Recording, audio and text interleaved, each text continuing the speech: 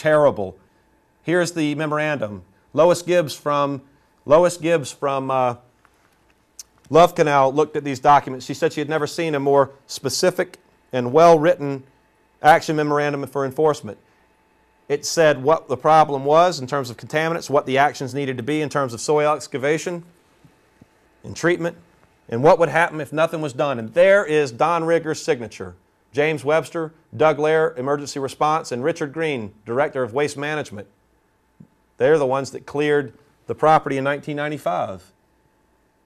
And within 6 days, Don Rigger takes a pen and starts carving it up, in my opinion. Changes the site from 57 acres to 9 acres, even though you would think that with all these guys writing this document, that when they wrote 57 acres, on the front page of the Action Memorandum for Enforcement, that they would have gotten it right. They didn't change that, but they changed it in 6 days' time. That Action Memorandum went out on April 4th, 2002. Within 6 days it's changed. Now we get our more studies. Instead of no more studies, no more worrying about evaluations, no more worried about how much it's going to cost, it had to be cleaned up immediately. We've had nothing but 6 more years, 8 years of more studies. MacTech Corporation, they're the ones doing the studies. Here's something that's rich. They provided 2 ways to go forward on this.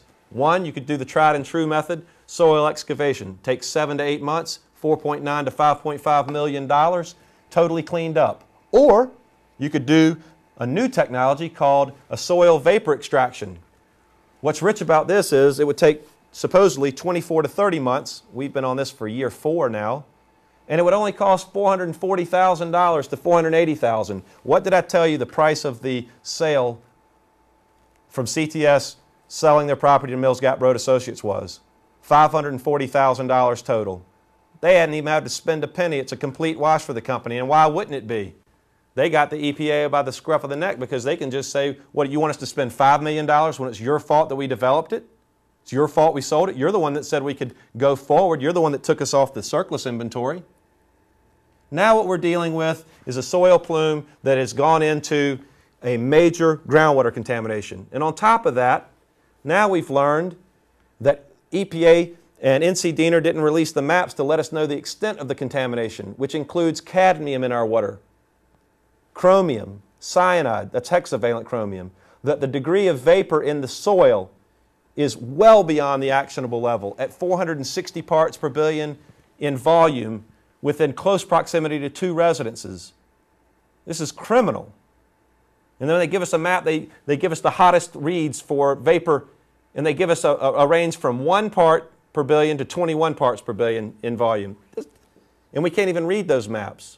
Here, we're talking about 460 parts per billion volume right here, close to Terry's house and close to Larry's house.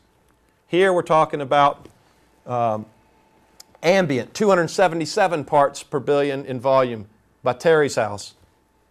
Here, we're talking about cyanide, 59 parts per billion. Hexavalent chromium, 91 parts per billion at Walt Dawkins' house. Chromium, 160 parts per billion at the Robinsons. Now let's take a closer look at the information that wasn't even properly factored into the North Carolina Cancer Cluster study with ATSDR. Northwest corner of the plant, vinyl chloride, 4th most dangerous compound for people to come in contact with, 48 parts per billion. TCE, 1,500 parts per billion. When we go across the street over to the Dawkins property, we have chromium, hexavalent chromium at 91 parts per billion, and cyanide at 59 parts per billion. And on the Robinson property, chromium, hexavalent chromium, 160 parts per billion, and cyanide, 50 parts per billion. Right there where the fire department had to respond to a ruptured well. We told them to wear gloves when the EPA didn't show up to fix it. We didn't tell them to wear masks because we didn't know there was chromium and cyanide in the water. And the kids found that. 10-year-old, 8-year-old kids running around barefooted in that stuff. And then when we come over back to the Rice property, behind Terry's house, about 75 feet, we have ambient TCE at 277 parts per billion in volume. And he's still living there because he hasn't been moved. Look at these numbers. And it was all along right here in 1990 that they trespassed. EPA trespassed and didn't tell the Rices they were sampling, didn't tell them the test results, didn't let them know what they found. Incidentally, CASDO2, that comes back in 2007, 2008, where we find 460 parts per billion in volume, 100 feet from Terry's door, and 45 parts per billion in volume, and 41 parts per billion in volume. All of these are above the actionable level, sitting right there, and nothing is done to cover up their mistakes. And now what are we looking at? An explosion of groundwater contamination on the plant that was predicted in 2002. 19,000 parts per billion at monitoring well 6, 4,500 at monitoring well 5, 17,000 at monitoring well 3, 7,200 parts per billion at monitoring well 2. And of course, MacTech likes to just put that 10,000 in the springs, 10,000, 10,000, and that's for graphic purposes only. I'd hate for you to tell the extent of the contamination here. When you go a little bit further, we're at 42,000 parts per billion of trichloroethylene in 2008 leaving that building, and they haven't released any of that information. None of it. And it wasn't even factored into the state of North Carolina's cancer screening, and that is criminal, because part of that screening has to do with the projected threat, the imminent hazard.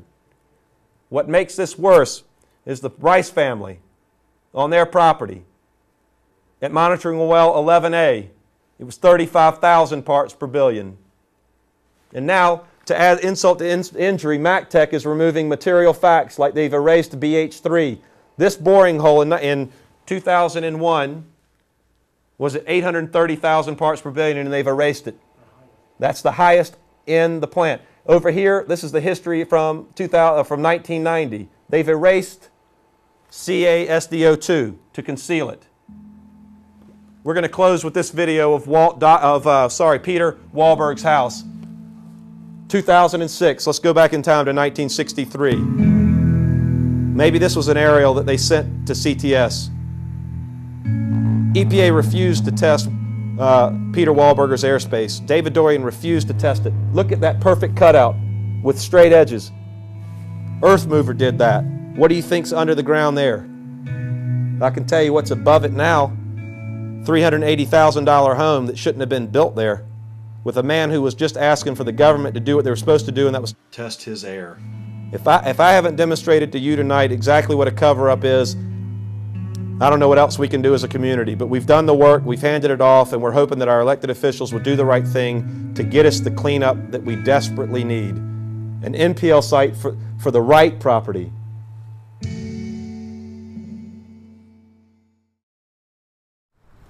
You've now seen the CTS summaries. You know the role that Buncombe County officials, North Carolina Department of Environment and Natural Resources, Division of Water Quality, and EPA Region IV have played. They concealed their mistakes with an active cover-up that has cost us dearly. We need help to make sure that this doesn't happen to other communities in Region IV and the 8 southern states. We need help in securing a full and proper cleanup at the CTS of Asheville site, that the 15 to 17,000 cubic yards or 40 million pounds roughly of contaminated soil gets excavated, treated, and shipped. We need to make sure that the Rice family is taken care of, that they are moved from harm's way, that any and all associations with Superfund sites is redacted, and that there is a full and proper investigation, both criminally and congressionally, for EPA Region 4's handling of this, as well as a state-level investigation led by the State Attorney General Roy Cooper. We want this to be done to end this ongoing saga that we've had to suffer through. It's only right. And when confronted with a choice between doing what is right and what is wrong, you can never be wrong if you choose to do what is right. Please help us.